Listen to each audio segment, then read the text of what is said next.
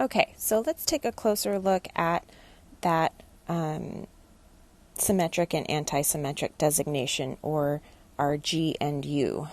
Okay, so let's look at a couple of options for how our orbitals can combine. So let's say we have two s atomic orbitals, and let's say they're both positive. Okay, so again, if we look back on our output, we see that sometimes we have negatives, right? Sometimes the sign on those orbital contributions, atomic orbital contributions, is negative, and sometimes it's positive. Okay, that is important information that tells you the sign of your atomic orbital, okay, or essentially the sign of your wave function.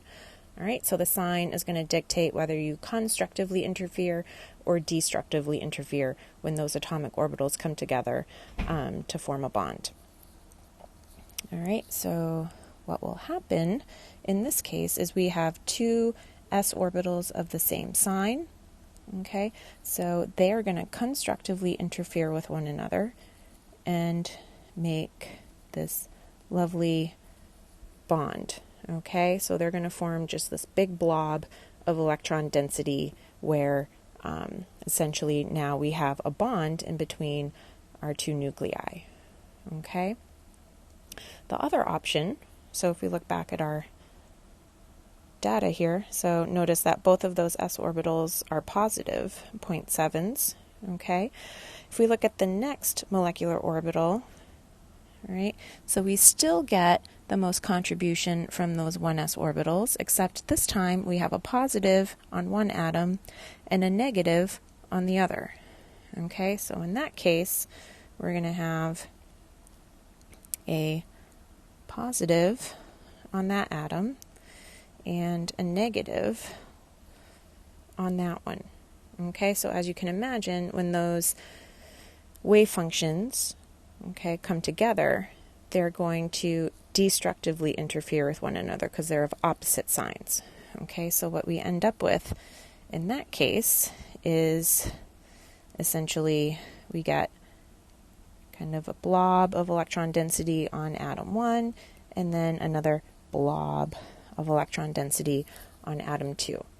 Okay, and then there's this essentially a node right in between them where there's no overlap of electron density like we had up here.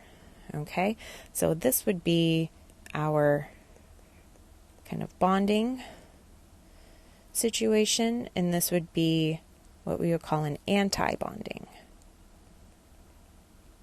Okay, so anti-bonding, you're looking for nodes, okay, in between your atoms. Okay, so there's no overlap of electron density. Now, one thing you want to be careful with is not to conflate the idea of bonding and anti-bonding with symmetric and anti-symmetric. They do not go hand in hand. Okay, you can have a bonding molecular orbital that gets the anti-symmetric or the U designation, okay, or you can have one that gets the G designation, the symmetric designation. Okay, so you have to be very careful about how you assign your U's and your G's. Okay, so again, for those, you are looking at the inversion symmetry. Okay, so what we're going to do is picture this orbital. What's going to happen if those atoms invert with each other? Okay, so we're going to swap spaces. So in this case, if we invert this situation, nothing's going to change, right? You're still going to get that plus and plus. Okay, signs aren't changing there. So in this case, we would get a G, so symmetric. So no sign change when we invert that. Okay, but if we look at our other example down here for our anti-bonding case, okay, what happens if we invert this situation? What happens if we invert these two atomic orbitals? Okay, our signs are going to change, right? The negative's going to come over here, the positive's going to go over here. Okay, we've changed the sign. All right, so in that case, we're going to get our U designation. Okay, so it's our anti-symmetric situation. Okay, so we get a sign change when those are inverted. Okay, pretty easy to picture that whenever you're talking about sigma bonding or that head-on bonding. Okay, it gets a little bit less intuitive when we're talking about our pi bonding with our p orbitals. So let's say we have, let's go back to our table here. So let's say we have some p orbitals that are overlapping. Okay, so in this case, let's take a look at MO6. We see we get a PY and a PY. Okay, they're both positive. So let's overlap a couple of our PY orbitals. So again, I'm just kind of arbitrarily picking my coordinate system here, but I'm just going to draw them like this for ease of viewing. We'll stick with our color coordination here. So remember, for your p orbital, one lobe is positive, one lobe is negative. Okay, so if you get two orbitals that are of the same sign, like we saw for our MO6, right? So these are both positive. Okay, so that means they're both oriented the same way. Okay, but they're going to line up like this. Okay, now the question we ask ourselves is, okay, how are those two orbitals going to interact when they come together? Okay, in this case, we can see we're going to get constructive interference between these two different sets of lobes. Okay, so we'll get some nice overlap up top, some nice overlap on the bottom. Okay, so we end up with our bonding orbitals. Okay, again, looking for overlap in between your nuclei. Okay, so remember, these are each corresponding to p orbitals on the two individual boron atoms. All right, so we do get this region of no electron density right in between our atoms. That's not a node. Okay, nodes are the ones that occur kind of cutting your internuclear axis in half. Okay, if they lie along the internuclear axis, that's okay. Okay, because we've got the bonding up here and the bonding down here. So just don't confuse this little area here with a node and call it anti-bonding. Okay.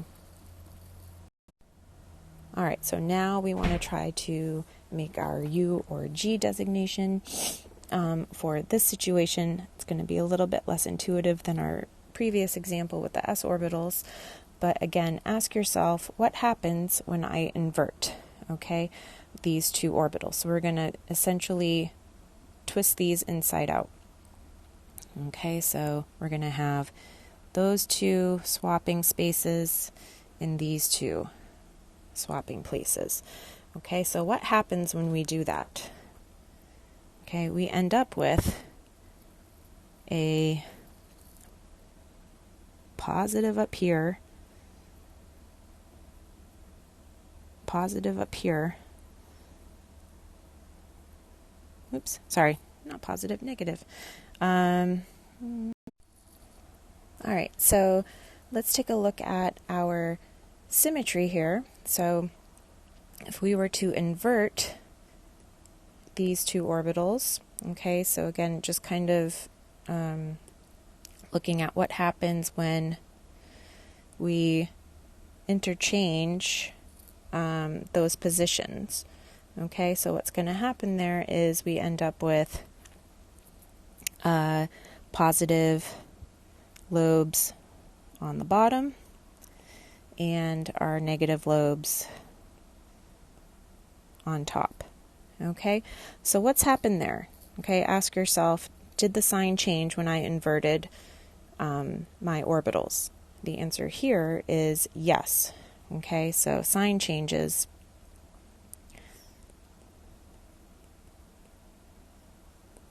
Upon inversion.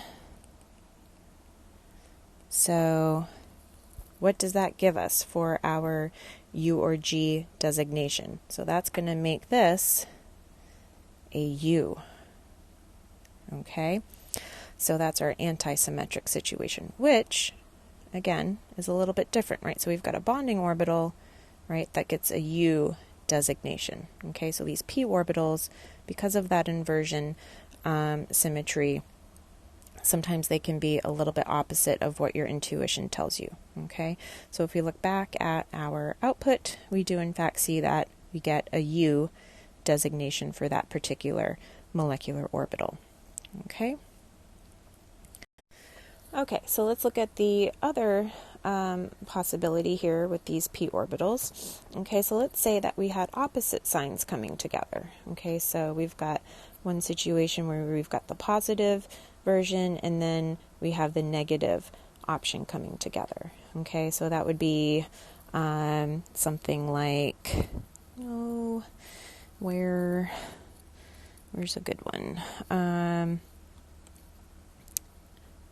Here. Okay, so here we've got a px, negative px, and a positive px coming together. Okay, so again, we would have our interactions. Okay, so when those two orbitals come together, okay, they're going to interact destructively with one another because we've got opposite signs coming together. Okay, so we're going to end up with nodes, right, essentially in between those orbitals. Okay, so that would be our antibonding orbital as opposed to our bonding orbital that we had over here when we had the same signs interacting together. All right, so there's our anti-bonding designation, and now we want to take a look at our inversion symmetry to get our U or G designation. Okay, so again, if we invert these orbitals, what happens to the signs? Okay, so it turns out, right, these signs aren't changing. You're going from negative to negative. These signs aren't changing, going from positive to positive. Okay, so signs don't change upon inversion. Okay, so that is going to get a G designation, okay, or symmetric. Okay, so if you go back and look at our output, we do in fact see that we get a G designation for that interaction when we have a negative and a positive p orbital coming together to make our molecular orbital. Okay, so hopefully that helps to clear up that how we do that labeling of bonding versus anti-bonding. Remember, for anti-bonding, you're looking for nodes. The more nodes you have, the higher energy. So your anti-bonding orbitals are always going to be higher in energy than your bonding orbitals. They are destabilizing for your bond, so the more electrons you have in anti-bonding orbitals, the less stable of a bond you're going to have in your molecule. Okay? And the other thing we talked about was this designation of the G or the U. Okay, so remember, those designations come from looking at what happens when you invert your orbitals. Okay, what happens upon your inversion operation. Okay, asking yourself, does the sign change upon inversion? Okay, like it did here.